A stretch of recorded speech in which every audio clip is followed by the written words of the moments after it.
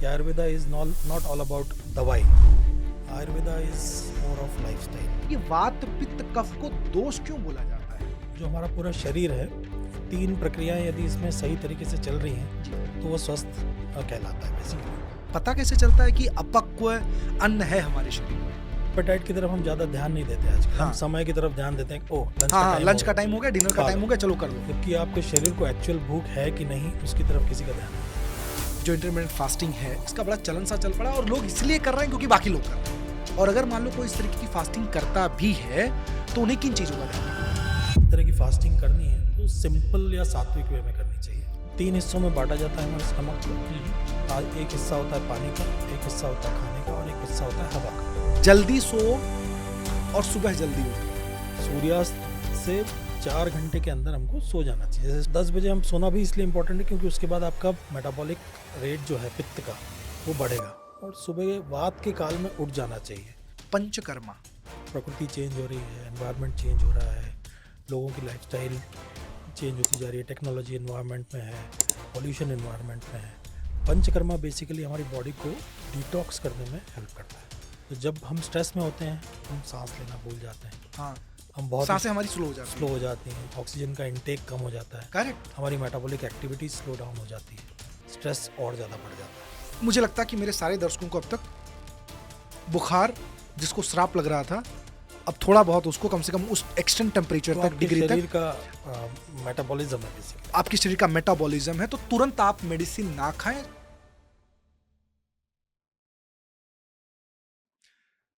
पहला सुख निरोगी काया के इस सीरीज में मेरे दोस्तों, आज मैं एक और बेहतरीन पॉडकास्ट आपके सामने लाया हूं। मैं जिनको लेके आया हूं, बहुत सारी बातें मैंने 1 to 1 उनसे सीखी है। और जब मैंने उनसे मुलाकात किया तो मुझे लगा कि ये जो इंफॉर्मेशन, ये जो knowledge, prevention is better than cure की जो लोग बातें करते हैं या जो समझते हैं, जो उसकी जानकारी रखते हैं, ये उन तक पहुंचनी चाहिए। मैं चरक संहिता सूत्र 30 का 26वां श्लोक, जो कि है स्वास्थ्य रक्षणम आतुरस्य विकार प्रशमनम च। आप प्रिवेंशन को ज्यादा महत्व दो क्योर करने की अपेक्षा, यह उसका महत्व है। लेकिन कैसे, यह सवाल हम सबके मन में है। बात जब आयुर्वेदा की हो तो मेरे दोस्तों, लोगों को लगता है कि ये कैसी प्रक्रिया है कि जो इतना स्लो काम करती है, या क्या ये सही में काम करती है या नहीं। क्या रीजन था मेरे दोस्तों कि हमारे ऋषि मुनियों ने इतना शोध किया कि आज चाहे जर्मनी ले लो, चाहे दुनिया का कोई भी डेवलप्ड देश देख लो, इसकी तरफ उसका झुकाव बढ़ रहा है। ये तमाम सारे सवाल मेरे दिमाग में थे और इन्हीं सवालों को लेके जब मैं मिला एक ऐसे डॉक्टर से जिनकी अगर एक बहुत बड़ी खूबी तो मैं आपको बताऊं तो वो ये है कि इन्हें नॉन प्रिस्क्राइब्ड डॉक्टर बोला जाता है। यानी कि ये प्रिस्क्रिप्शन नहीं लिखते हैं, ये आपके किचन में जो चीजें हैं, आपकी जो दिनचर्या है, उसको बेहतर बना के अपने लाइफ को किस तरीके से बेहतर रख सकते हो, 1 और 2, कि ऐसा कुछ करो अपनी जिंदगी में जिससे आपको बीमारी का शिकार ही ना होना पड़े। जी हाँ मेरे दोस्तों, आज मैं इनवाइट कर रहा हूं अपने पॉडकास्ट के ऊपर डॉक्टर पंकज, जो इंदौर से हैं। और इनकी एक सबसे बड़ी खूबी कि आपका फूड ही आपका मेडिसिन बन सकता है। वो कैसे, तमाम सारी बातों पर डिस्कस करेंगे। लेकिन सबसे पहले हम जानते हैं पंकज सर से। पंकज सर, बहुत बहुत शुक्रिया आपका, थैंक यू सो मच कि all the way from Indore आपने वक्त निकाला, आपने समय निकाला मेरे उन तमाम सारे टीममेट्स के लिए, मेरे उन तमाम सारे दर्शकों के लिए जो रियली में बहुत ज़्यादा हेल्थ कॉन्शियस हैं और चाहते हैं कि अपने आप को हेल्दी रखें, फिट रखें। और बहुत ज़्यादा मैं खुश हूँ इस बात पे कि आज हम उस बात पे चर्चा करने जा रहे हैं जो रियली में हमारा भारत का एक तरीके से बेस है, शोध है, जिसको आज पूरी दुनिया फॉलो कर रही है और दुनिया ने फॉलो करना चालू कर दिया है। सो डॉक्टर पंकज सर, सबसे पहला सवाल एज ए आयुर्वेदाचार्य, एज डॉक्टर इन आयुर्वेदा, ये आयुर्वेदा क्या है? What is Ayurveda? Ayurveda basically जीवन जीने की कला है बेसिकली।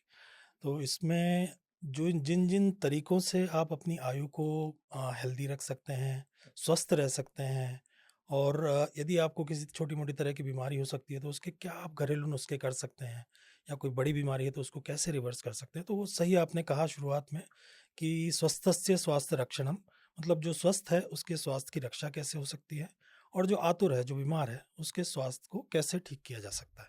तो यही आयुर्वेदा है और यही आयुर्वेदा का सार है। और इसमें नॉन प्रिस्क्रिप्टिव आपने मुझे बोला, इसका बहुत बहुत शुक्रिया। नॉन प्रिस्क्रिप्टिव का मतलब ये होता है कि हम दवाइयों में ज़्यादा फोकस नहीं करते हैं, फूड को ही एज अ मेडिसिन यूज़ करते हैं। वाह, और बहुत ही सिंपल सिंपल हर्ब्स, फूल, जड़ी बूटियाँ, जिनको हम सिंपल फॉर्म में, सिंगल फॉर्म में आपके सिम्टम्स को रिलीफ देने के लिए यूज़ कर सकते हैं। वो आपके बॉडी को सपोर्ट करते हैं बेसिकली। ग्रेट। डॉक्टर साहब, उस दौर में जहाँ पे दुनिया बहुत तेज़ी से फ़ॉलो करती है एलोपैथ को, 25 साल पहले आपने किस तरीके से इसको शुरू किया और क्या धारणा चल रही थी मन के अंदर जब आप इन चीज़ों में आए? किस लेवल का आपका जो बिलीफ लेवल था, अ, कैसे स्टार्ट हुई आपकी ये जर्नी आयुर्वेदा वाली? सन 2000 में जब प्रैक्टिस शुरू की थी, कॉलेज से नए-नए निकले थे, तो प्रिस्क्रिप्शन बेस्ड प्रैक्टिस ही करते थे। Okay.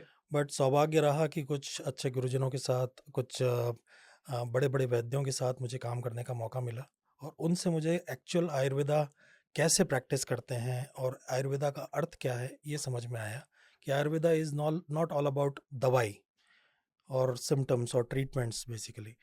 Ayurveda is more of lifestyle. तो वहाँ से हुँ। सीखा, उसको स्वयं के लाइफ में इम्प्लीमेंट किया, लोगों को बताया, परिवार वालों को बताया, तो उससे कॉन्फिडेंस डेवलप हुआ कि नहीं, दवाइयाँ ही हर चीज़ नहीं है। आपको आपके खाना ठीक करने से, लाइफस्टाइल ठीक करने से बहुत सारी बीमारियों से निजात मिल सकती है। और ऐसी बड़ी-बड़ी बीमारियाँ हैं जिनको रिवर्स किया जा सकता है सिर्फ डाइट और लाइफस्टाइल से, बिना किसी दवाई के। वॉव! मतलब आप ये कह रहे हो कि अगर हम अपना आहार-विहार अगर हम सही रखें, बिल्कुल। तो बहुत सारी बीमारियाँ जो आपके शरीर में आज के ज़माने में जो लाइफ़स्टाइल है लोगों का, उसकी वज़ह से जो हो चुकी हैं, एक तो उससे राहत मिलेगी मिलेगी और भविष्य में ऐसी कोई बीमारी ना हो, उसका भी मैनेज। तो इन सब सारी चीज़ों पे आज हम डिटेल में डिस्कस करने वाले हैं। बहुत इंटरेस्टिंग पॉडकास्ट होने वाला है। डॉक्टर साहब, हम बात आयुर्वेद की जब भी करते हैं, तो 3 शब्द जिसे हम प्रकृति भी कहते हैं, दोष भी कहते हैं। अ, वात, पित्त, कफ ये आता है। अब थोड़ा बताइए वात, पित्त, कफ है क्या? ये वात, पित्त, कफ को दोष क्यों बोला जाता है? जब भी इसका नाम पूरा नाम लेते हैं तो इसको दोष करके कहते हैं, ये क्या है? जो हमारा पूरा शरीर है, 3 प्रक्रियाएँ यदि इसमें सही तरीके से चल रही हैं, जी। तो वो स्वस्थ कहलाता है हुँ, बेसिकली। एक, यदि हमारे फिज़िकल मूवमेंट्स या हमारे किसी भी तरह का मूवमेंट जो आप इमेजिन कर रहे हैं हमारी बॉडी के अंदर चल रहा है, वो यदि ऑप्टिमम लेवल पे है या एकदम ठीक चल रहा है, तो हम स्वस्थ रहते हैं, जो हुँ, कि वात कंट्रोल करता है बेसिकली। वात को हम एयर एनर्जी भी कहते हैं, या चंचलता जो एक गुण होता है वात का, मूवमेंट का, एक एक जगह ठहराव नहीं होना, वो वात कहलाता है बेसिकली। हमारे शरीर में जो भी मूवमेंट चल रहा है किसी भी तरह का, ब्रीदिंग है, नर्व इम्पल्सेस हैं, फिजिकल मूवमेंट है, ये सब चीज़ें जो हैं ये वात कंट्रोल करता है बेसिकली। ओके।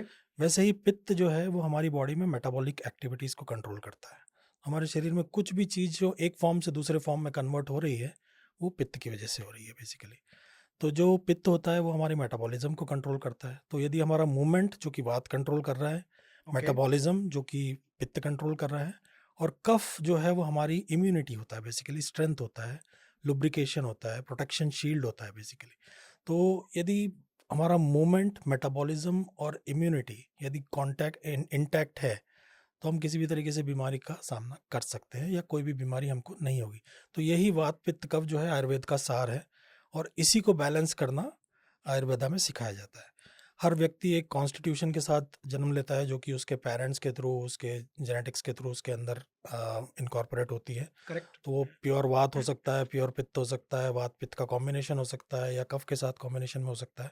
तो कुछ ना कुछ इम्बैलेंसेस बचपन से ही रहते हैं, और मनुष्य की जो प्रकृति, उसका नेचर, उसका जो कैरेक्टर होता है, वो उन्हीं गुणों के आधार पर होता है। और लाइफस्टाइल यदि हम उसको बैलेंस करें, जिस चीज़ की कमी है उसको पूरा करें हमारे लाइफस्टाइल से, हमारे खाने से, हमारे आहार विहार से, तो वो बैलेंस में रहता है और किसी भी तरह की बीमारी से बचा रह सकता है। तो आप ये कह रहे हो कि अगर वात, पित्त, कफ हमारा तीनों बैलेंस है, तो बहुत सारी बीमारियाँ हमारे शरीर में अगर हैं, तो भी उसको सही किया जा सकता है और बीमारियाँ होंगी भी नहीं। बिल्कुल। अब मैं ये जानना चाह रहा हूँ आपसे, तो क्या हर व्यक्ति का जो वात, पित्त, कफ है, ये जेनेटिकली मतलब इम्बैलेंस होता है या फिर व्यक्ति के जो है लाइफस्टाइल से ये चीजें चेंज होती हैं? कैसे होता है ये?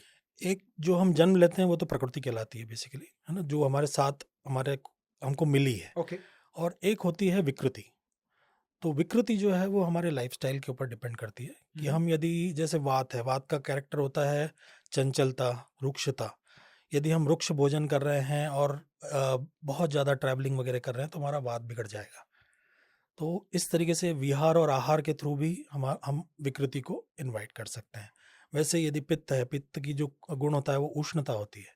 यदि हम बहुत ज़्यादा गर्म चीज़ें खा रहे हैं, स्पाइसी चीज़ें खा रहे हैं तो हमारा पित्त बिगड़ जाएगा, ओके। है ना। तो इस ये जो है आहार विहार से रिलेटेड होते हैं। तो एक तो हमारी प्रकृति होती है जो कि हम अवॉइड नहीं कर सकते, उसको बैलेंस कर सकते हैं। और एक होती है यदि हम खाना पीना हमारा गड़बड़ है तो हम अपने जो प्रकृति को भी बिगाड़ सकते हैं और विकृति के साथ कई बीमारियों को इनवाइट करते हैं। जितने भी दर्शक है ध्यान से समझना इस टॉपिक को, ये बहुत इंपॉर्टेंट है और मैं चाहूंगा कि आप अपने परिवार के साथ बैठ के इन चीजों को देखें, क्योंकि जितने भी लोग देख रहे हो, कहीं ना कहीं ये 3 शब्द नहीं है, वात पित्त कफ। आज बड़े बड़े हॉस्पिटल खुल रहे हैं क्योंकि हमारे वात पित्त कफ जो है आज पूरी तरीके से वो इनबैलेंस हो चुके हैं। और यही वजह है कि मैं चाह रहा हूं कि इन चीजों को आप डिटेल में जानें। क्या वात पित्त कफ जो बैलेंस नहीं है, अ, मुझे नहीं लगता कि बहुत कम लोग ऐसे होंगे जिसका ये तीनों बैलेंस होता होगा, क्योंकि आज का जो फूड का तरीका है या जिस तरीके के इन्वायरमेंट पे हम जी रहे हैं, ये बैलेंस हो पाए। क्या इसको हम लोग बैलेंस कर सकते हैं? बिल्कुल। जो वात पित्त कफ जैसे मैंने बताया प्रकृति और विकृति का कॉन्सेप्ट, विकृति को तो बहुत इजीली बैलेंस किया जा सकता है प्रॉपर खाने से, प्रॉपर समय पे भोजन करने से, प्रॉपर नींद लेने से, प्रॉपर एक्सरसाइज करने से। तो ये सब चीज़ें जो हैं ये तो बहुत इजीली मैनेज की जा सकती है। इसके लिए कोई बहुत बड़ी दवाइयों को या कॉम्प्लिकेटेड मेडिसिन लेने की ज़रूरत नहीं होती। आप अपना खाना ठीक करें, आपका आचरण ठीक करें, आपका एक्सरसाइज पैटर्न ठीक करें, तो विकृति तो वैसे ही ठीक हो जाती है। हम्म। प्रकृति के लिए हमको एक डिसिप्लिन्ड लाइफस्टाइल बहुत ज़रूरी होती है। सही समय पे खाना, हमारी जो बायोलॉजिकल क्लॉक है उसके हिसाब से उठना, सोना, ये सब चीज़ें ध्यान में रखते हैं तो विकृति भी बैलेंस में आ जाती है। ओके। तो अब चूंकि आपने बायोलॉजिकल क्लॉक की बात की, तो मैं चाहूंगा थोड़ा बहुत आप बायोलॉजिकल क्लॉक के बारे में बताएं। ये क्या होता है बायोलॉजिकल क्लॉक, और एक इंसान को क्यों उसे फॉलो करना चाहिए? ओके। तो बायोलॉजिकल क्लॉक बेसिकली एक हमारे शरीर के अंदर वात पित्त कफ और सूर्य के साथ जो उसका इंटरेक्शन होता है उसके हिसाब से एक सर्कैडियन रिदम होता है बेसिकली। तो कुछ एनर्जीज हमारी बॉडी में सुबह के समय एक्टिवेटेड रहती हैं, कुछ दोपहर में एक्टिव रहती हैं या स्ट्रांग रहती हैं, कुछ शाम में स्ट्रांग रहती हैं। सेम रूटीन रात में भी रहता है बेसिकली। तो जैसे वात का जो काल होता है वो दोपहर को 2 बजे से शाम के 6 बजे तक का रहता ओके। है ना। और शाम को 6 बजे से रात के 10 बजे तक कफ का काल रहता ओ। है ना। और जो दोपहर अपना 10 बजे से लेके 2 बजे तक का जो समय है वो पित्त का काल होता है, दिन में भी और रात में भी। अच्छा। तो यदि हम 10 से 2 के बीच में जो हमारा पित्त का स्ट्रांग काल है उस समय यदि हम हमारी स्ट्रांग मील लेते हैं दिन के समय में, तो वो रात में पित्त के काल में प्रॉपरली प्रोसेस होगी, प्रॉपर डाइजेशन होगा, प्रॉपर एब्जॉर्प्शन होगा। यदि हम डिनर हैवी कर लेते हैं जो कि कफ के काल में है, तो हमें वैसे ही हैवीनेस आएगा, हमारा वजन बढ़ जाएगा, कोलेस्ट्रॉल बढ़ जाएगा। हम भले ही कितनी भी एक्सरसाइज कर लें हमारे ट्राइग्लिसराइड बढ़े हुए रहेंगे। तो ये जो एक बायोलॉजिकल क्लॉक इंडिकेट करती है कि किस समय पे क्या खाना है, कौन से दोष को आपको एड्रेस। जैसे वात के काल में हम ज़्यादा इंटेलेक्चुअल वर्क कर सकते हैं क्योंकि उस समय हमारी एब्जॉर्प्शन कैपेसिटी बहुत स्ट्रांग रहती है। ओके। तो कोई भी मिनरल्स है, विटामिन रिच फूड होता है वो उस समय खाना तो चाहिए। एक बार फिर से आप बता दीजिए हमारे दर्शकों को, अ, पित्त का समय है सुबह 10 से लेके 2 2 बजे बजे तक। हाँ, तो इसीलिए बोला जाता है कि जो लंच है आप उसी टाइम पे कीजिए, वो हाँ, डाइजेस्टिव सिस्टम आपको सपोर्ट करता है सब काफी करता स्ट्रांगली।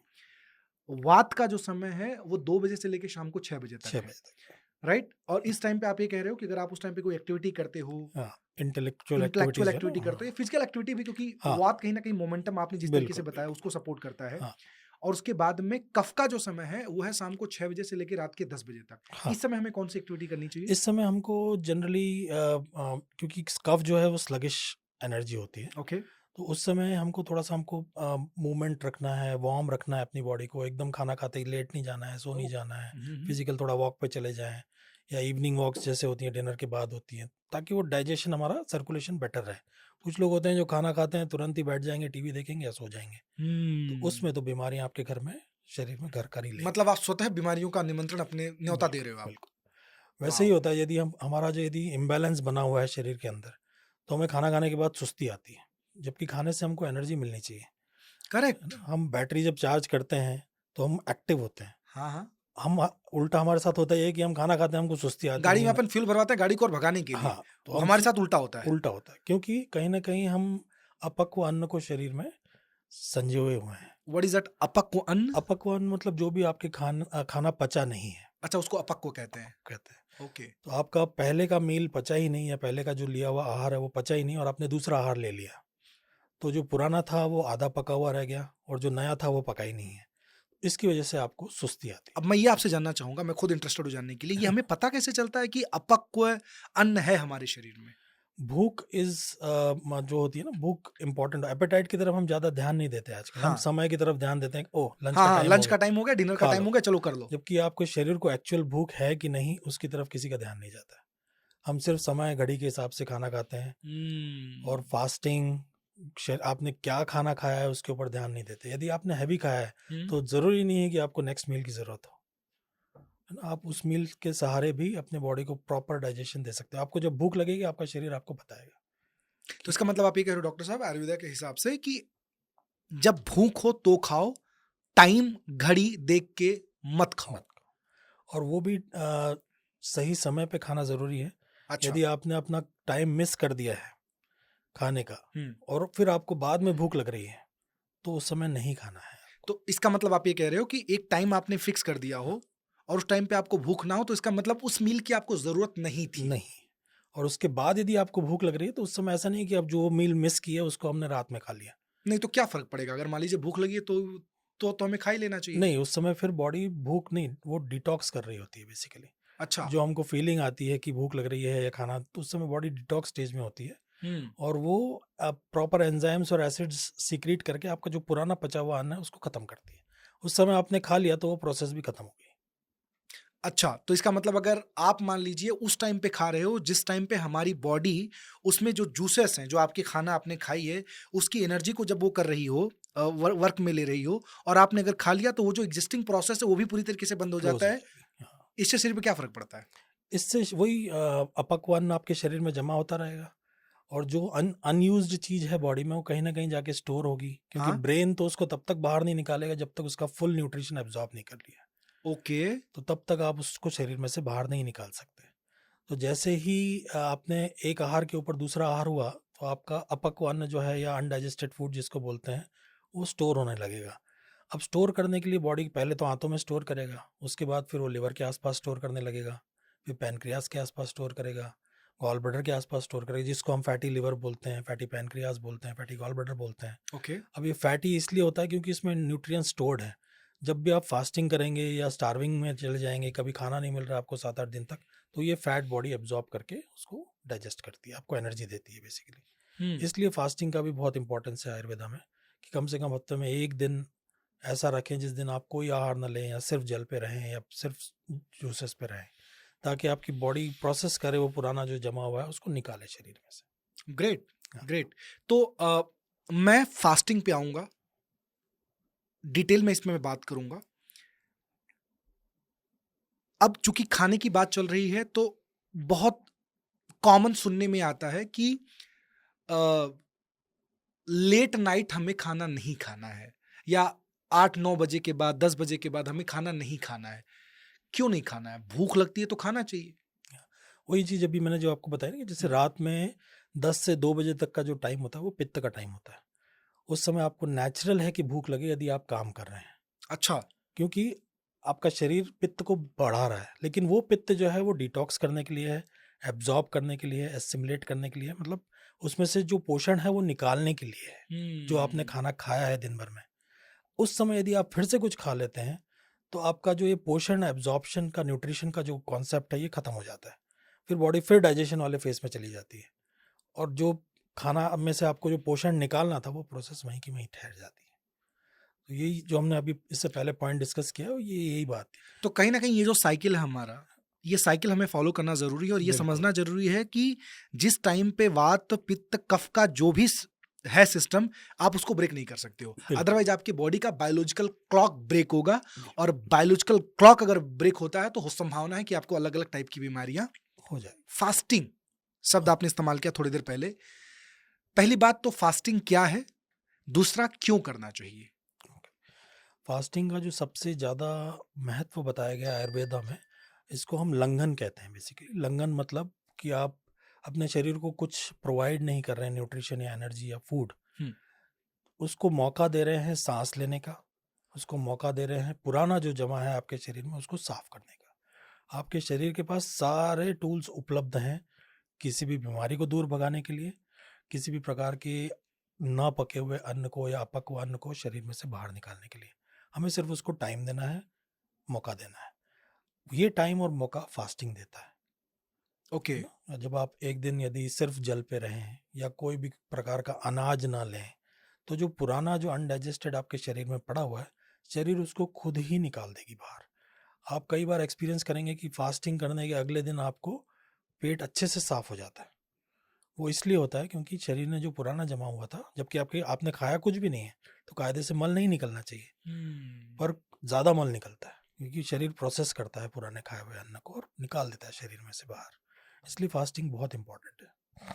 ब्यूटीफुल। और हमारे यहाँ पे तो जैसे एकादशी की फास्टिंग होती है, हाँ, कुछ लोग अमावस्या और पूर्णिमा की फास्टिंग करते हैं।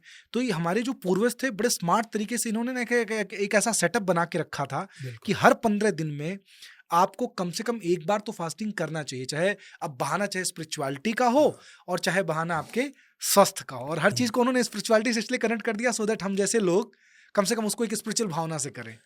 हमारा देश सनातन देश है, इसमें जो चीज़ सनातन से जोड़ दी जाती है, जिस चीज़ को हम स्पिरिचुअलिटी से जोड़ देते हैं, करेक्ट। उसके होने की संभावनाएं थोड़ी सी बढ़ जाती हैं। बढ़ जाती है। तो इसीलिए हाँ फास्टिंग को भी हमने अलग अलग वारों में जोड़ दिया है। हाँ। आप सोमवार का कर लो, मंगलवार का, किसी भी दिन कर लो, करो, लेकिन करो करो। आप एकादशी का कर लो, अमावस्या का कर लो, पूर्णिमा का कर लो, तो करना इज इम्पॉर्टेंट। और आप रिकमेंड कर रहे हो कि फास्टिंग कंपलसरी कम से कम 15 दिन में एक बार तो होनी ही चाहिए। बिल्कुल। आजकल वेस्टर्न कॉन्सेप्ट तो इंटरमिटेंट फास्टिंग का आ गया है, 16-16, 18-18 घंटे की फास्टिंग कर रहे हैं। ये क्या है, जरा बताइए ना, इंटरमिटेंट फास्टिंग का इंटरमिटेंट क्या? फास्टिंग एक वेस्टर्न कॉन्सेप्ट है जो कि जिसको आयुर्वेदा बहुत ज़्यादा फेवर नहीं करता है, ओके। क्योंकि इसमें आप एक ही आहार ले रहे हैं और अति में ले रहे हैं उस आहार को। तो आयुर्वेदा में अति सर्वत्र वर्जियत अति पहले एक है। सर्वत्र वर्जित।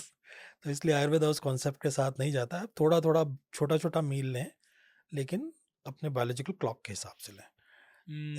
आप रात के समय यदि डिनर अलाउ करते हैं इंटरमिटेंट फास्टिंग में और आप फुल मील लेते हैं रात में, जो कि कफ का काल होता है, उस समय यदि आपने हैवी खा लिया तो वो वैसे ही आप 16 के 18 घंटे 24 घंटे भी पचने नहीं वाला है। मैं चाहूंगा डिटेल में थोड़ा सा आप बताइए, क्योंकि आज ना खासतौर पे यंगस्टर्स बहुत सारे पॉडकास्ट मेरा देखते हैं। ये बड़ा चलन सा चल पड़ा है, जो इंटरमिटेंट फास्टिंग है इसका बड़ा चलन सा चल पड़ा है, और लोग इसलिए कर रहे हैं क्योंकि बाकी लोग कर रहे हैं। या- तो मैं चाह रहा हूं कि थोड़ा आप डिटेल में बताएं, और अगर मान लो कोई इस तरीके की फास्टिंग करता भी है तो उन्हें किन चीजों का ध्यान रखना है? आयुर्वेदा में जो सबसे यदि इस तरह की फास्टिंग करनी है तो सिंपल या सात्विक वे में करनी चाहिए। कैसे? जैसे कि आपको जो आहार आप एक लेने वाले हैं उसको एकदम ही सात्विक लेना है, पित्त के काल में लेना है, वात के काल में भी नहीं लेना है, कफ के काल में भी नहीं पित्त का काल होता है लेना। दोपहर को, जैसे अपन 10 से 2 बजे के 10 से बीच 2 में। बजे वाला हाँ, समय, बट दोपहर का पित्त का काल, दोपहर का रात के पित्त का काल नहीं, रात का नहीं, वो तो तो रात हमारे के पित्त का डाइजेशन काल का काल process- बन जाता है। वो अकाल है। यस। तो दिन में आप जैसे 12-1 बजे के आसपास फुल मील ले लीजिए। उसमें आपको सात्विक आहार मतलब बहुत ज़्यादा मिर्च मसाले का नहीं, सादा घर का खाना हो, अपना 2-3 तरह की सब्जियां हैं, सलाद ले लिया आपने, है ना, चावल ले लें या रोटी ले। रोटी चावल एक साथ नहीं खाना चाहिए अच्छा, क्योंकि थोड़ा सा ज़्यादा हो जाता है शरीर के लिए प्रोसेस करना। प्रोसेस करने में, क्योंकि दोनों का डाइजेशन अलग जो अलग टाइमिंग हाँ, है वो उसके ज्यादा एंजाइम्स लगता है। अलग होते हैं, उसके डाइजेस्टिव करेक्ट जूसेस करेक्ट अलग अलग होते हैं। करेक्ट। कोई भी एक चीज़ लें और फिर शरीर को आप दे दीजिए 16 घंटे पूरा पचाने के लिए, फिर अगले दिन सुबह खाएं, कोई दिक्कत वाली बात नहीं है। तो लोग उस तरीके से इंटरमिटेंट हाँ, फास्टिंग पर कर सकते अभी हैं। जो वेस्टर्न कॉन्सेप्ट चल रहा है वो हम डिनर करते हैं हैवी हम्म। और अगले दिन फिर कुछ भी नहीं खाते हैं अगले शाम तक। तो ये कॉन्सेप्ट जो है आप गलत समय पे खा रहे हैं, बीमारियों को इनवाइट कर रहे हैं और एक्सेस न्यूट्रिशन आपकी बॉडी में नुकसान ही करेगा। करेक्ट। जापानीज में भी मैंने पढ़ा था कि वहां पे वो लोग 80% ही खाने की बात करते हैं, 20% आपको नहीं, आपको मतलब खाली रखना चाहिए। हाँ, बिल्कुल। क्या क्या रीजन है इसके पीछे? रीज़न यही होता है कि 3 हिस्सों में बांटा जाता है हमारे स्टमक को। हम्म। आज एक हिस्सा होता है पानी का, एक हिस्सा होता है खाने का और एक हिस्सा होता है हवा का। ओके। तो जो हवा वाला हिस्सा है वो खाली रहना चाहिए। एक हिस्सा पानी का है, वो फूड को मिक्स करेगा, अच्छे से डाइजेस्ट करेगा, जूसेस को मिक्स करेगा। और एक हिस्सा हमने खाना खाया है। तो ये जो आहार है सात्विक आहार कहलाता है। आपके अपने अपने भूख से दूसरा हिस्सा ही खाया है। एक आधा हिस्सा पानी से भरा है, आधा हिस्सा हवा छोड़ दी है उसके लिए। तब आपको ब्लोटिंग नहीं होगी, तब आपको कॉन्स्टिपेशन नहीं होगा, तब आपको गैसेस वगैरह नहीं होंगी। हम फुल भर लेते हैं आखिरी, हाँ, मतलब वो तो अपन पानी का भी भर लेते हैं और पूरा। उसके बाद में हवा का भी, तीनों का फूड से ही भर लेते और हैं। मीठे का भी एक अलग पेट है, ऐसा हाँ, बताते मीठे भी का अलग से पेट होता है, बोलते हैं अलग पेट है मीठे का। तो ये सब चीजें ये हैं। बहुत खाता है मीठा। हाँ। तो इसलिए वो गलत है एक तरीका। हम्म। तो खाना हमेशा भूख से थोड़ा कम ही खाना चाहिए। हम्म। और पानी के लिए भी जगह छोड़ें और हवा के लिए भी जगह छोड़ें, ये ताकि पता कैसे चलता है कि हम जो खाए हैं हमारा पेट फुल हो चुका है? ये कैसे पता चलता है? सबसे पहले यदि आपको वो फीलिंग लेना है तो आपको मोबाइल टीवी देखते हुए खाना खाना छोड़ना होगा। ओके। खाने को खूब देर तक चबाना होगा। ओके। तब जाके आपको पता चलेगा कब आपके शरीर के लिए इनफ हो गया है। हम्म। हम खाते हैं, टीवी देखते हैं, मोबाइल देखते हुए खाते हैं, आपके शरीर से कोई कनेक्शन नहीं होता है, हम खाते चले जाते हैं जब तक गले तक पूरा खाना नहीं आ जाता तब। करेक्ट। जिस दिन आप चबा के अच्छे से खाना खाना चालू कर देंगे, जहां आप 3 रोटी खा रहे होंगे, आपका 1 रोटी में ही पेट भर जाएगा। खाने को चबाना है, निगलना नहीं है। निगलना नहीं है, चबाएं उसको। जैसे ही आप चबाना शुरू करेंगे, जितना आप आज की डेट में खा रहे होंगे उससे बहुत कम मात्रा में खाना खाएंगे। ये बोला जाता था कि 32 दांत होती है, इसलिए कम से कम 32 बार तुमको खाने को चबाना चाहिए। हाँ, इसीलिए कहा जाता था, ताकि एटलीस्ट चबाएं कम से कम से कम चबाए नंबर याद रहे लोगों को। और अपन तो क्या खाते नहीं, चबाते नहीं, निगल जाते हैं निगल सीधा। जाते हैं, हम निगलते हैं कुछ खाते कहावत है ना कि पानी को जो है खाने की तरह, खाने को पानी की तरह। हैं। हाँ, बिल्कुल। तो हम्म। खाने को हमेशा चबा चबा के नहीं, खाना है। क्या फर्क पड़ता है? बाकी तो पेट में बहुत सारी ऐसी मशीनें हैं ना जो उसको फिल्टरिंग का काम कर देती है। अब जो ब्रेकडाउन होता है फूड का, वो हमारे माउथ में होता है, वहाँ पे एक एंजाइम मिक्स होती है उसके साथ, आगे तब जाके वो खाना अच्छे से डाइजेस्ट होता है। ये जो लार सलाइवा जिसको हम बोलते हैं, सलाइवा ये इसका खाने के साथ मिक्स होती है तो मिक्स इससे होता है। ये जब मिक्स होती है तब जाके प्रोटीन्स, फैट्स, कार्बोहाइड्रेट्स, ये हमारे सब ब्रेकडाउन होते हैं स्टमक में जाके, और फिर वो इंटेस्टाइन में जाके डाइजेशन में जाते हैं। अब आपने डायरेक्ट ही अंदर डाल दिया उसको, तो वो वैसे ही पचने वाला नहीं है, आपको गैस के अलावा और कुछ नहीं करेगा शरीर। एक एक चीज मैं और साथ में खाली पूछ लेता हूँ। कुछ लोगों को खाने के साथ में दबा के पानी पीने की आदत होती है। आधा रोटी खाया 1 गिलास पानी, आधा रोटी खाया 1 गिलास पानी, चावल खाया पानी। बिल्कुल। क्या नुकसान है इससे? आयुर्वेद मना करता है इसको। बिल्कुल, आयुर्वेद इसलिए मना करता है कि खाना जो है आपके स्टमक में जो एसिड होता है, जिसका पीएच 1.2 2.4 के आसपास रहता है, यदि आप उसमें पानी मिलाएंगे तो उसका पीएच वैल्यू बढ़ जाएगा, और जो आपका फैट्स और प्रोटीन को उसको ब्रेक करना है वो ब्रेक नहीं कर पाएगा। तो वो आधा पका हुआ, आधा टूटा हुआ जो खाना है आपके स्मॉल इंटेस्टाइन्स या छोटी आंत में जाके बस पड़ा ही रहेगा, क्योंकि शरीर को पता नहीं है उसके साथ करना क्या है, क्योंकि वो करेक्ट। टूटा ही नहीं है। करेक्ट। वो पड़े पड़े फिर आपका कोलेस्ट्रॉल बढ़ाएगा, ट्राइग्लिसराइड्स बढ़ाएगा, फर्मेंटेशन होगा तो बीमारियों को इनवाइट करेगा। बीमारियों को इनवाइट करेगा वो। मुझे ना एक बड़े जानकार थे, वैद्य थे, तो उन्होंने ना मुझे बहुत प्यारा सा एग्जांपल दिया था। देयर वाज समथिंग कि जैसे फूड क्या है?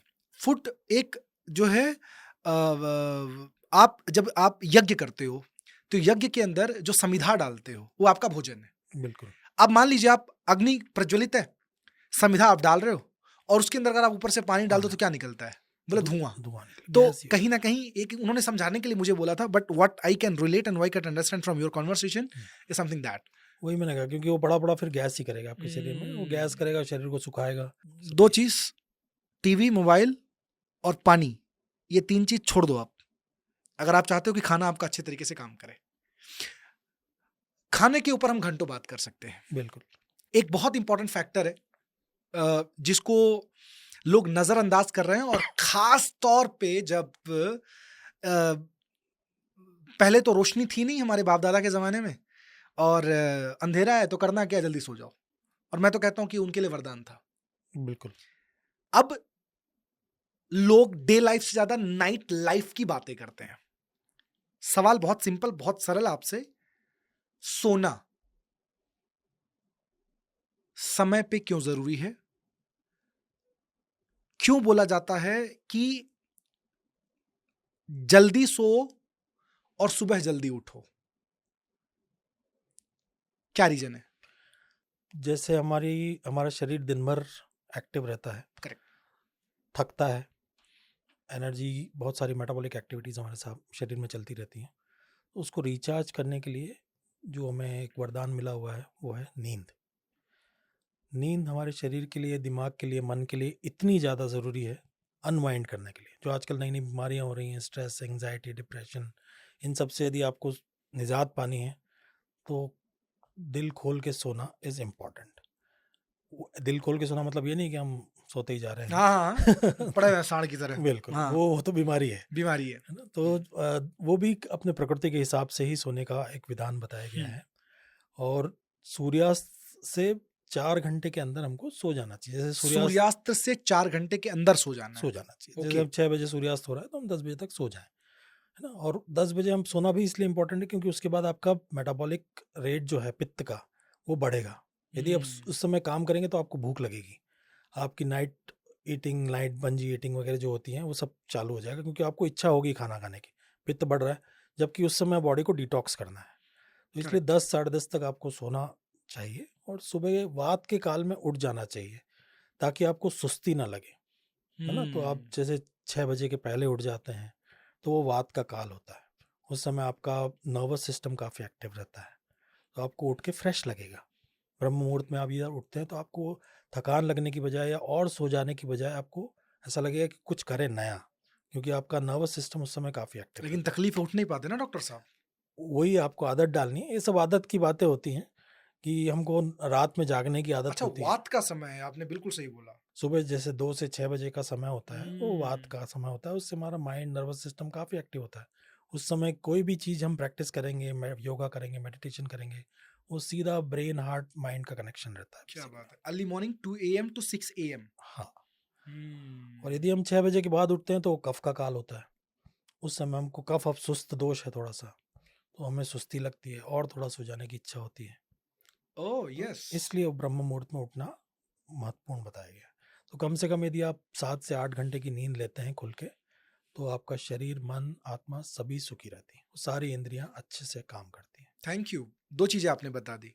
एक तो सोने, जल्दी सोने का, सूर्यास्त के 4 घंटे के अंदर हमें सो जाना चाहिए पहला। बट इस बात का हमें ध्यान रखना है कि जब भी हम सो रहे हो तो कम से कम खाने का और सोने के बीच में कम से कम 3 घंटे का गैप होना चाहिए। बिल्कुल बिल्कुल। और उसके बाद में आपको वात काल में उठना है।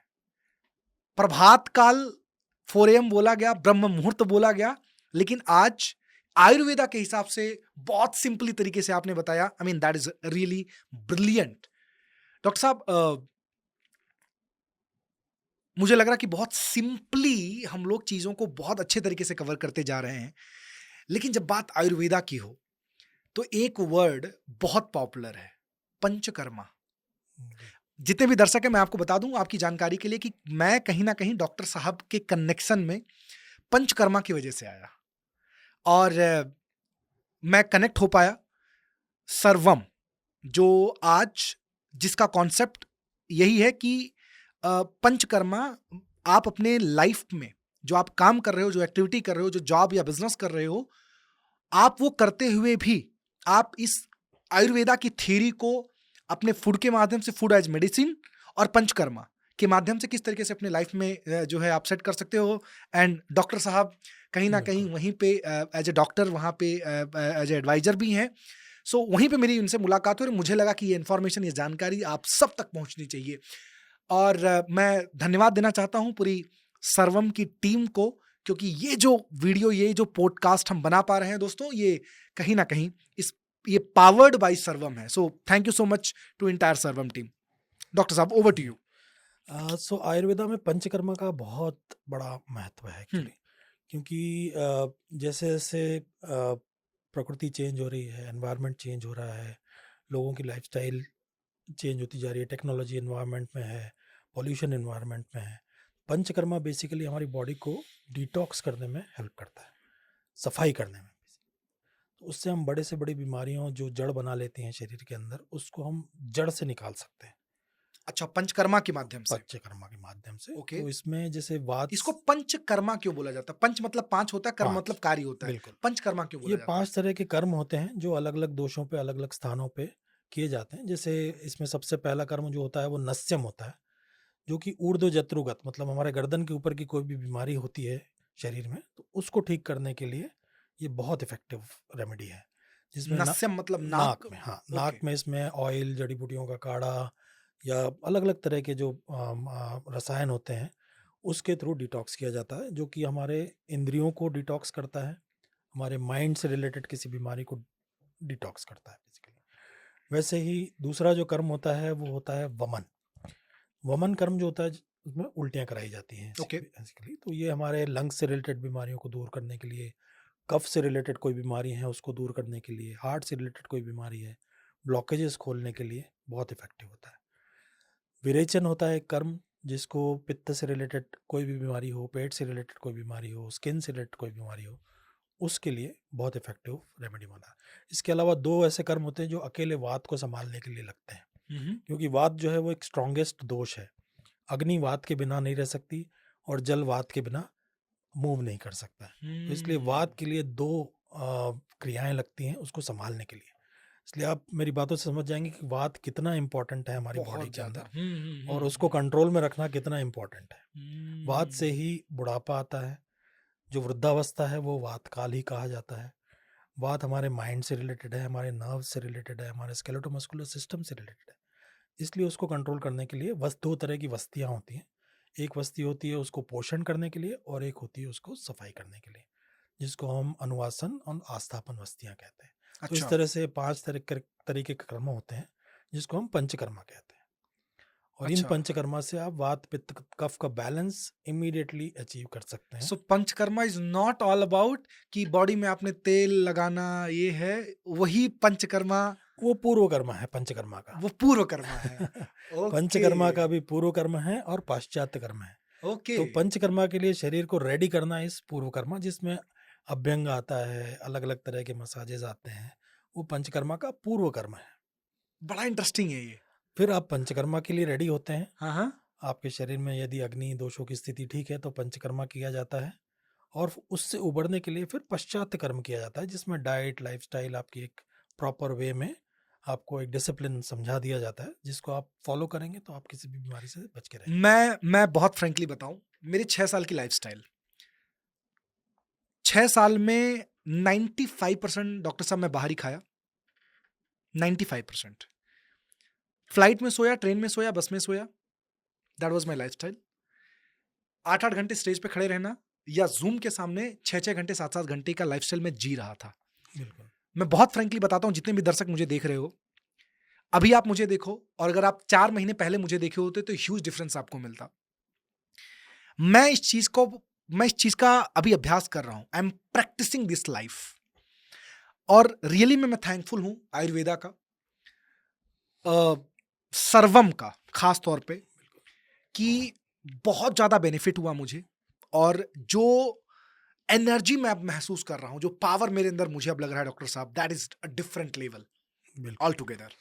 सो kudos and thank you so much to you guys. Sarvam में हमने इसी चीज का ध्यान रखा है कि इसमें सभी चीजें एक छत के नीचे मिल जाएं हमको, अलग अलग दुकानों में अलग अलग जगहों पे भागना ना पड़े अलग अलग तरह के ट्रीटमेंट्स के लिए। करेक्ट। तो सर्वम में हम आयुर्वेदा है, पंचकर्मा है, योगा है, नेचुरोपैथी है, acupuncture, acupressure, food, diet, recipes, सभी चीज़ें आपको एक ही जगह मिल जाती है। यस। और वो चीज़ जब आपको रेडीमेड मिल रही है तो आपके लिए बहुत आसान हो जाता है वेरी ट्रू। उसको लाइफ में इनकॉर्पोरेट करना, क्योंकि आपको काम भी करना है, आपको आपकी लाइफस्टाइल भी मेंटेन रखनी है, तो बहुत ज़्यादा टाइम हम डेडिकेट नहीं कर पाते हैं। और हम लोग भी कोशिश करते हैं कि जो थेरेपीज़ हैं या ट्रीटमेंट पैटर्न है वो ऐसा रहे कि आपके लाइफस्टाइल के साथ जेल हो जाए वो, करेक्ट। ताकि जो भी है आप दिन भर उसी में बिजी न रहें या गोलियां ना भागते रहें या समय का ध्यान न रखें कि इसके साथ ये गोली खानी है, उसके साथ वो गोली खानी है। ये सब काम है ही नहीं। आप अपना लाइफस्टाइल के साथ मर्ज करता हुआ आपको एक रूटीन और डिसिप्लिन बताया जाता है, जिसमें ऑयल थेरेपी, ऑयल एप्लीकेशन, कुछ हर्बल टीज वगैरह। तो ये ब्यूटी है सर्वम के एक स्टैंडर्ड ऑपरेटिंग प्रोसीजर की बेसिकली, वाओ, जिससे कि सभी को बेनिफिट मिलता है। मैं 100% रिकमेंड करूंगा कि आप सब लोग इसका पूरा फायदा उठाएं। अहमदाबाद के अंदर बहुत अच्छे तरीके से ऑपरेट कर रहे हैं और वर्ल्ड वाइड ये लोग जाने वाले हैं। लेकिन एक और बहुत इंपॉर्टेंट कॉन्सेप्ट है हमारे बॉडी की। कहते हैं कि भगवान हमारे शरीर को इतना बेहतरीन उसने बनाया है, इस मैकेनिज्म को। दुनिया का सबसे बड़ा आर्किटेक्ट वो ईश्वर ही है। मैं ना एक जापानी बुक पढ़ रहा था, उसके अंदर सर एक वर्ड था, कुछ लोग उसको ऑटोफैगी बोलते हैं, कुछ लोग उसको ऑटोफेजी बोलते हैं। व्हाट एग्जैक्टली इट इज, क्या है ये?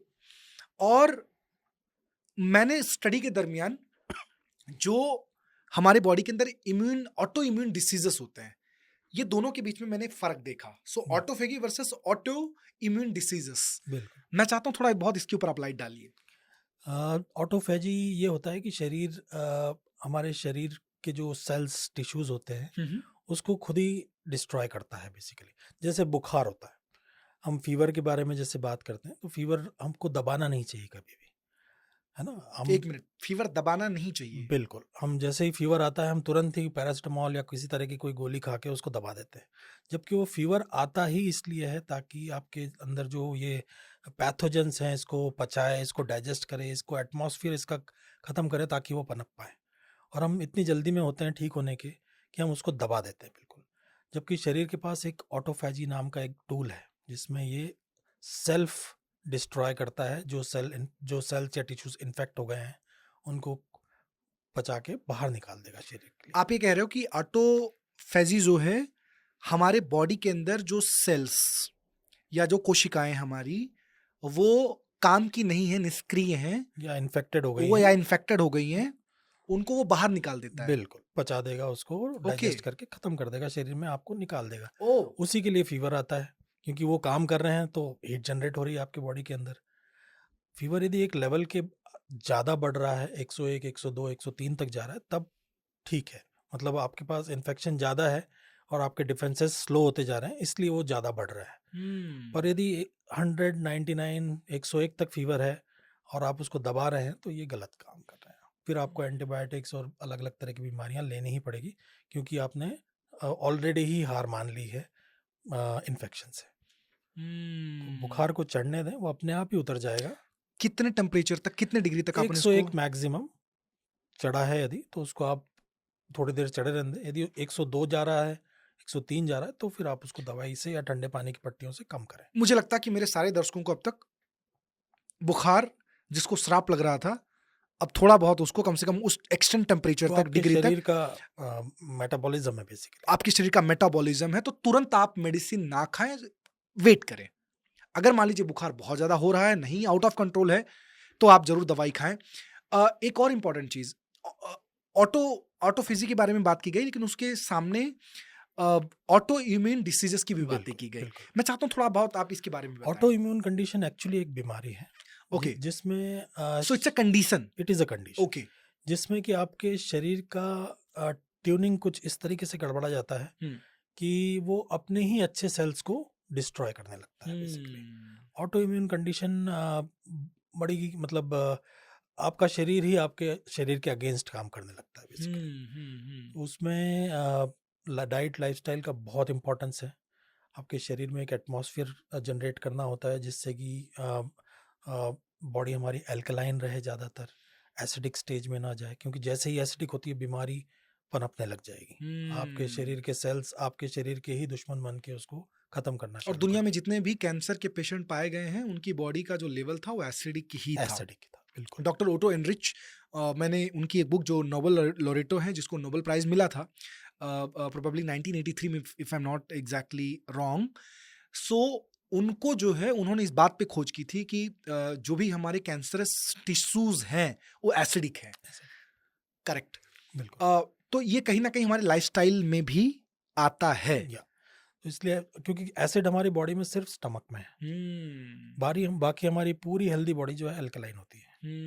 यदि हम डिहाइड्रेटेड हैं या हमारा पानी का पीएच ठीक नहीं है, या फिर हम ऐसी एक्टिविटीज़ में इंडल्ज हैं या खाने में इंडल्ज हैं जो ज़्यादा एसिडिक है, तो हमारी बॉडी सेल्स टिश्यूज एसिडिक होते चले जाते हैं और वो फिर अलग अलग तरह की बीमारियों को जनरेट करते हैं। अब चूंकि आपने पानी की बात की या शरीर की बात की, तो मैं आपसे बोलूंगा कि हमारी बॉडी अल्कलाइन होना या पानी का अल्कलाइन होना क्यों जरूरी है? हमारी एंटायर बॉडी अल्कलाइन ही है, जैसा मैंने बताया। ओके, और हेल्दी बॉडी जो होती है वो अल्कलाइन ही होती है। ओके, कोई भी बीमार शरीर होगा उसमें एसिडिटी या एसिड जो है वो डिस्ट्रॉय कर रहा होगा उसके सेल्स एंड टिश्यूज को ओके। basically। तो इसलिए अल्कलाइनिटी का बहुत इंपॉर्टेंस है। एसिड, जैसा मैंने बताया, वो सिर्फ हमारे स्टमक में है और वो सिर्फ ब्रेक डाउन करने के लिए है। बाकी हमारी पूरी बॉडी, हमारी बॉडी के जितने भी फ्लूइड्स हैं इवन ब्लड का भी हम पीएच लेते हैं, यूरिन का पीएच लेते हैं, ये सारी चीज़ें जो है अल्कलाइन में ही आती हैं। तो इसलिए अल्कलाइनिटी का बहुत इंपॉर्टेंस है। और जितना हो सके हमको कोशिश करना चाहिए कि हमारा फूड एसिडिक ना हो, वाटर हमारा एसिडिक ना हो, हार्ड वाटर ना हो, ताकि जो एसिड सिक्रीशंस हैं या जो पेट का एसिड है वो हमारे इंटेस्टाइन में जाके हमारे पूरे शरीर में ना फैले बेसिकली। वाओ, तो इतना ज्यादा इंपॉर्टेंट है अल्कलाइन होना यस। हमारे शरीर का। और अनफॉर्चुनेटली डॉक्टर साहब, जितने भी लोग मुझे सुन रहे हो, अगर आप अपने पिछले 1 दिन का, पिछले 1 हफ्ते का, पिछले 1 महीने का अगर आप फूड आप चेक करो या जो खाया आपने चेक करो, तो most of them they were acidic. बहुत सारी चीजें जो है एसिडिक थी। एक और बहुत इंपॉर्टेंट कॉन्सेप्ट है आज के डेट में, ऑक्सीडेटिव स्ट्रेस। मैं इस टॉपिक पे हूं, उससे पहले मैं जानना चाहूँ ऑक्सीडेशन क्या है? ऑक्सीडेशन बेसिकली किसी भी चीज़ का burning, oxygen and carbon dioxide excretion का एक फिनोमेना होता है बेसिकली। कोई भी चीज़ हम खाते हैं शरीर के अंदर, उसका ऑक्सीडेशन होता है, ब्रेकडाउन होता है, उसमें से ऑक्सीजन मॉलिक्यूल निकलते हैं, कार्बन डाइऑक्साइड या अलग अलग तरह के जो कार्बन फुटप्रिंट्स होते हैं वो निकलते जाते हैं। ऑक्सीडेशन ऑक्सीजन के साथ मिल के किसी भी चीज़ को ब्रेक डाउन करने के प्रोसेस को कहा जाता है। ओके, ऑक्सीजन के साथ मिलके किसी भी चीज को ब्रेक डाउन करना। बिल्कुल। ओके। तो जो हम सांस लेते हैं उसमें हम ऑक्सीजन लेते हैं। हाँ। उस ऑक्सीजन का इंपॉर्टेंस सिर्फ सांस के या लंग्स के लिए नहीं है, वो पूरे शरीर में कहीं ना कहीं जाके हमारी मेटाबॉलिक एक्टिविटीज़ में एज अ कैटलिस्ट या एज अ ऑक्सीडेटिव एजेंट काम कर रहा होता है बेसिकली। ओके। तो वो ब्रीदिंग भी इम्पॉर्टेंट पार्ट है। तो ऑक्सीडेटिव स्ट्रेस की जैसे आपने बात की, हाँ। तो जब हम स्ट्रेस में होते हैं हम सांस लेना भूल जाते हैं, हाँ, हम बहुत सांसें हमारी स्लो हो जाती स्लो है। हो जाती हैं, ऑक्सीजन का इनटेक कम हो जाता है, करेक्ट। हमारी मेटाबॉलिक एक्टिविटीज स्लो डाउन हो जाती है, स्ट्रेस और ज़्यादा बढ़ जाता है, क्योंकि वो ऑक्सीजन जो हमको प्रोसेस को कंप्लीट करने के लिए चाहिए वो कम जा रहा है शरीर के अंदर। तो हम थकने लगते हैं, एंग्जाइटी में चले जाते हैं। वही यदि हम ब्रीदिंग अच्छे से करना चालू कर दें स्ट्रेस की कंडीशन में, तो आप इमीडिएटली 1 मिनट के अंदर बाहर आ जाएंगे। मुझे किसी ने बोला था कि तुम कितने भी स्ट्रेस में हो, अगर तुम 5 मिनट प्राणायाम कर लेते हो या 5 मिनट कोई ब्रीदिंग एक्सरसाइज कर लेते हो, तो आप उससे ऑटोमेटिकली जो है ना बाहर निकल बाहर आ जाओगे। जाओगे। वाओ, एंड इसलिए- now I got the reason. इसीलिए ये जो ऑक्सीडेटिव स्ट्रेस, एंग्जाइटी या डिप्रेशन है या एक तरह का एटमॉस्फेयर डेवलप होता है हमारे ब्रेन के अंदर, ये ऑक्सीजन लेवल जैसे जैसे हमारी बॉडी में डाउन होता है वैसे वैसे बढ़ता रहता है और मेंटेन रहता है। आप जहाँ पे मेडिटेशन, ब्रीदिंग एक्सरसाइजेस, प्राणायाम वगैरह स्टार्ट करेंगे, ये अपने आप ही रिवर्स हो जाता है। क्या बात है। सिर्फ हमको ऑक्सीजन सप्लाई करनी है शरीर को। बॉडी में ऑक्सीजन सप्लाई होगी और उसका एक ही माध्यम है कि आप अपने ब्रीथिंग पे काम करना हम चालू करेंगे, और इसी चीज को हम सबसे ज्यादा इग्नोर करते हैं। डॉक्टर साहब, ये तो अच्छा हुआ कि हमको सांस लेना है, ये याद नहीं करना पड़ता, नहीं तो डेली कितने पटक जाते। बिल्कुल है जी? बिल्कुल। क्योंकि एक ही चीज ऑटो मोड पे इसलिए चला के रखी है, नहीं तो हम उसमें भी कॉम्प्रोमाइज कर ही लेते कहीं। जी हाँ, जी हाँ, जी हाँ। डॉक्टर साहब, एक और इम्पॉर्टेंट चीज है कि अ, जैसे हम ऑक्सीडेटिव स्ट्रेस की बात करते हैं, तो हमारे बॉडी में लैपटॉप में जैसे एंटीवायरस डाला जाता है, वैसे एंटी ऑक्सीडेशन का जाना बहुत ज्यादा जरूरी है। क्या है ये एंटी ऑक्सीडेशन और क्यों हमारी बॉडी के लिए इंपॉर्टेंट है? जैसे एंटीवायरस की जैसे आपने बात की, जो जी। कि हमारी बॉडी को प्रोटेक्ट करता है, जी। वैसे ही जब जब हमारी बॉडी में ऑक्सीजन कम होता है तो कार्बन डाइऑक्साइड बढ़ता है, कार्बन मोनोऑक्साइड बढ़ता है। ये इतनी आसानी से शरीर में से निकलता नहीं है। तो इसको निकालने के लिए एंटीऑक्सीडेंट्स होते हैं, जो हमारी बॉडी में लूज आयंस हैं, लूज मॉलिक्यूल्स हैं, जो हमारी बॉडी को किसी काम के नहीं है, पर वो सर्कुलेशन में आ गए हैं because of some reason, oxygen की कमी की वजह से या मेटाबॉलिक एक्टिविटीज़ की डिस्ट्रेस की वजह से। तो उसको हटाने के लिए ऑक्सीडेटिव एजेंट्स यूज़ किए जाते हैं। इसलिए आजकल जो एंटीऑक्सीडेंट्स, जैसे कि चारकोल हो गया, चारकोल एक बहुत बढ़िया एंटीऑक्सीडेंट है, जो कि सारे लूज आयंस, मिनरल्स, विटामिन जो हमको अननेसेसरी है हमारी बॉडी को, उसको शरीर में से फ्लश आउट कर देता है। करेक्ट। और कोयले का बहुत इंपॉर्टेंस था पहले के ज़माने में, हाँ, है ना? कोयले की राख से हम बहुत सारी चीज़ें किया अब करते धीरे थे, धीरे फिर लोग उसकी तरफ मूव कर रहे उसी हैं। तरफ मूव कर ग्रेट। रहे हैं। एक और बहुत इंपॉर्टेंट सवाल मैं आपसे पूछूंगा कि आज के ज़माने में, चूंकि आपने लाइफस्टाइल की बात की, हम घिरे हुए हैं मोबाइल यंत्रों से, हम घिरे हुए हैं एजी ओजी से पहले घिरते थे, अब घिरे हैं लोग 4G 5G से, बिल्कुल। है ना? और ये जी बढ़ता चला जा रहा है। कहीं ना कहीं ये सारी चीज़ें जो हमारे आजू बाजू इलेक्ट्रोमैग्नेटिक फील्ड क्रिएट कर रही हैं, और इसका इम्पैक्ट हमारे शरीर पे बहुत ज़्यादा पड़ रहा है, और ख़ास तौर पे अब के बच्चों में, जो छोटे बच्चे अब पैदा हो रहे हैं, या जो बच्चे 2, 3, 4 साल, 5 साल के हैं, या पोस्ट कोविड के बच्चों में हम बहुत ज़्यादा इफेक्ट देख रहे हैं। डॉक्टर साहब मैं चाहता हूँ थोड़ा बहुत विस्तार से बताओ, ये इलेक्ट्रोमैग्नेटिक फील्ड किस तरीके से हमारे बॉडी पे इम्पैक्ट डाल रहा है? जैसे हमारी बॉडी में भी पॉजिटिव और नेगेटिव आयंस होते हैं, करेक्ट। और जैसे अर्थ की भी एक ग्रेविटेशनल फोर्स है, एक हम्म। मैग्नेटिक फील्ड है बेसिकली, हम्म। जैसे नॉर्थ साउथ ईस्ट वेस्ट हम जो डायरेक्शन बोलते हैं, हम्म। और जो इलेक्ट्रोमैग्नेटिक फोर्स है या इलेक्ट्रोमैग्नेटिक जो फील्ड है वो हमारी बॉडी को इन आयंस को अफेक्ट करती है। तो हम किस दिशा में सर रख के सो रहे हैं, किस दिशा में पैर रख के सो रहे हैं, किस दिशा में हमारा वर्किंग टेबल है, किस दिशा में हम इन सब चीज़ों से हमारा मैग्नेटिक फील्ड इफेक्ट होता है। मतलब ये चीजें केवल वास्तु तक ही सीमित वास्तु तक नहीं नहीं, है। हाँ, ये हमारे बॉडी के जो आयंस हैं ओके। ये पॉजिटिव नेगेटिव होके हाँ। अलाइन होते हैं बेसिकली, और वो आपकी बॉडी में यदि माइंड की तरफ नेगेटिव आयंस ज़्यादा अलाइन हो गए तो आपका माइंड नेगेटिविटी में चला जाएगा। यदि पैरों की तरफ ज़्यादा नेगेटिविटी हो गई है तो पैरों में सुन्नता आना, जॉइंट के प्रॉब्लम होना, ये सब चीज़ें भी चालू हो जाती हैं। अच्छा। तो इन चीज़ों का ध्यान रखते हुए हमको हमारी बॉडी के डायरेक्शन का, अलाइनमेंट का और सोने का पैटर्न का ध्यान रखना चाहिए basically। मैं ये सोने वाले टॉपिक पे आऊंगा। एक बहुत प्रचलित हमारे यहाँ ना कहावत थी कि दक्षिण की तरफ पैर करके नहीं सोना चाहिए। बिल्कुल। मैं चाहता हूँ कि पहले आप इस पे थोड़ा सा बता दो कि ये क्या कहीं कहीं उसी से रिलेटेड है, ये दक्षिण की उसी से तरफ पैर का related है। सोना? हाँ, एक्चुअली उन्होंने फिर उसको इस रूप में प्रकट कर दिया कि यदि आप दक्षिण में पैर रख के सोते हैं तो वो मृत्यु का द्वार है बेसिकली, क्योंकि लोग समझते नहीं है। हाँ, इसलिए उनको जितना ज्यादा मैक्सिमम डरा सके डरा सके उतना डराओ। अच्छा। हाँ, मतलब अगर ये बोल दे कि हाँ, ये बोला जाता है कि जो सैया होती है हाँ, वो उसका पाँव दक्षिण की दिशा में होता है। हाँ, तो मतलब अगर तुम दक्षिण की तरफ सो रहे हो तो तुम मरे। ए भाई साहब हेलो, किधर सोते हो? एक बार अपना बेड चेक कर लेना, तुम्हारा पाँव किधर है? तुम लोग किधर सोते हो पाँव करके? तुम्हारा सही है पाँव वो? हैं? ओ भाई, पाँव तुम्हारा सही रहता है जब सोते हो तो? तो दक्षिण की तरफ हमको जो है, हाँ, दक्षिण की तरफ यदि पैर करके सोते हैं तो हम डायरेक्टली अलाइन हो जाते हैं अर्थ के मैग्नेटिक फील्ड के साथ, और जो नेगेटिव आयंस है वो माइंड की तरफ ज़्यादा बढ़ जाते हैं, पॉजिटिव आयंस पैरों की तरफ ज़्यादा चले जाते हैं। तो उससे हमारा माइंड नेगेटिव टेंजेंट में जाके बीमारियों को अट्रैक्ट करता है। बुरे सपने भी? बुरे सपने आएंगे, डरावने सपने आएंगे, और कहते हैं ना एक नेगेटिव एटमॉस्फेयर डेवलप होने लगता है पूरे घर बार में ही बेसिकली। फिर से मैं आपको वहां से उठा के ईएमएफ पे लेके आ रहा हूँ। तो इसका इम्पैक्ट शरीर पे क्या पड़ता है? बीमारियों का घर बेसिकली, यदि हमारा मैग्नेटिक अलाइनमेंट सही नहीं है तो बीमारियां ही आएंगी शरीर के अंदर। तो जो मैग्नेटिक फील्ड, इलेक्ट्रोमैग्नेटिक फील्ड, इसको होल्ड करना बहुत जरूरी है, और ये डायरेक्टली हमारे माइंड से रिलेटेड होता है। तो इसका मतलब इसका इफेक्ट माइंड पे पड़ता है? सबसे पहले पड़ता है। जो हम माइंड और गट की बात करते हैं वो आपस में लिंक होते हैं। यदि पेट खराब है तो दिमाग भी आपका हिलता है, और यदि दिमाग हिल गया तो पेट भी हिलता है, पूरा शरीर ही हिलेगा। हिल जाएगा, हिल जाएगा। तो इलेक्ट्रोमैग्नेटिक फोर्स का, फील्ड का सबसे ज्यादा इम्पैक्ट जो है वो माइंड पे होता है बेसिकली, सबसे पहले, उसके बाद शरीर पे पड़ेगा। Great, great, great. तो कहीं ना कहीं अगर हम उस तरीके से देखने जाएं तो हमारे आपके पूरे कॉन्वर्सेशन से जो मेरे को चीजें समझ में आ रही हैं कि हमारे जो पूर्वज थे उन्होंने जितनी भी थ्योरी बनाई है, हमारे शास्त्रों के हिसाब से, चरक संहिता में जितनी भी चीजें लिखी गई हैं, बस यही है कि अब उसको तकनीकी तौर पे या साइंस जिसको हम बोलते हैं विज्ञान के हिसाब से उस चीज को केवल हम फॉलो कर रहे हैं और फाइंड आउट करने की कोशिश कर रहे हैं। हमारे पुरातन में, हमारे सनातन में सब लोगों ने ऑलरेडी सारी चीजें फाइंड आउट करके रखी है। इंफॉर्मेशन हमारे पास ऑलरेडी है, हमको बस उसको डिकोड करना है। इंफॉर्मेशन को सिर्फ डिकोड करना है। बिल्कुल। ग्रेट। वैसे बहुत वास्ट सब्जेक्ट है ये, लेकिन स्वास्थ्य, कहते हैं कि स्वस्थ शरीर में ही स्वस्थ मन का निवास होता है। स्वस्थ मन है तो स्वस्थ जीवन है।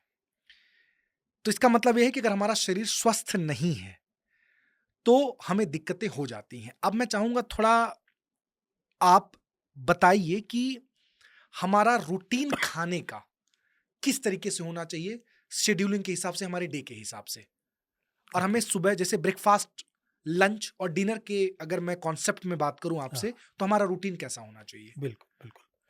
तो जैसे मैंने बताया, एक बायोलॉजिकल क्लॉक के हिसाब से हम प्रिस्क्राइब करते हैं, और प्रकृति के हिसाब से भी बहुत सारी चीज़ें होती हैं, बीमारी के हिसाब से भी बहुत सारी चीज़ें होती हैं।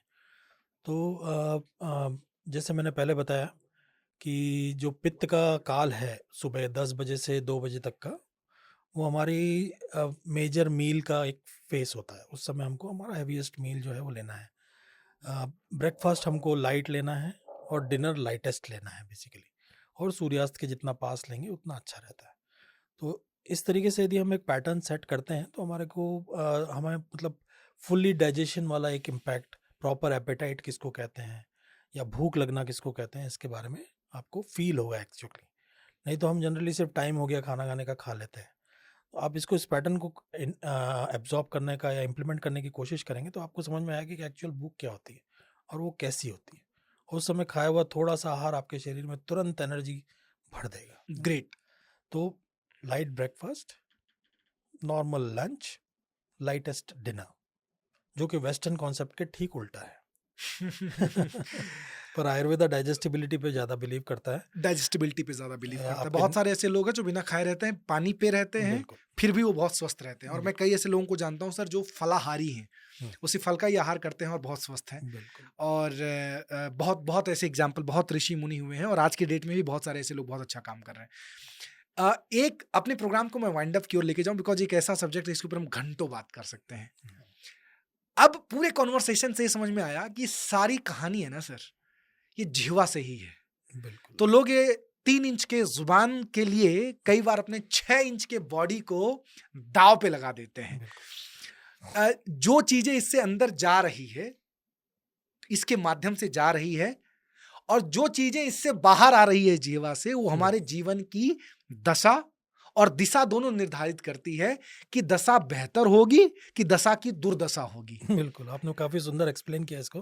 और आयुर्वेदा में भी यही है, जिह्वा लोलुप्ता कहा गया है। जिह्वा लोलुप्ता मतलब अच्छा। जिसने अपनी जिह्वा पे कंट्रोल कर लिया, वाह, उसके शरीर में भी स्वास्थ्य रहेगा और उसके संबंध सोसाइटी के साथ भी बहुत अच्छे रहेंगे। क्या बात है। तो उनका संबंध उनके शरीर के साथ भी अच्छा होगा और उनके आजू बाजू जो लोग हैं उनके साथ भी बहुत अच्छा होगा।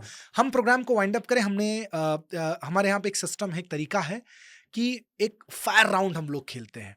अब मैं कुछ शब्द बोलूंगा आपको, जब वो शब्द आप सुनते हो तो आपके दिमाग में क्या थॉट आता है, ये आपको या तो 1 लाइन में बोलना है या तो 1 वर्ड में बोलना है। ओके। ओके, सो मेरा पहला वर्ड है आयुर्वेदा। जीवन जीने की कला।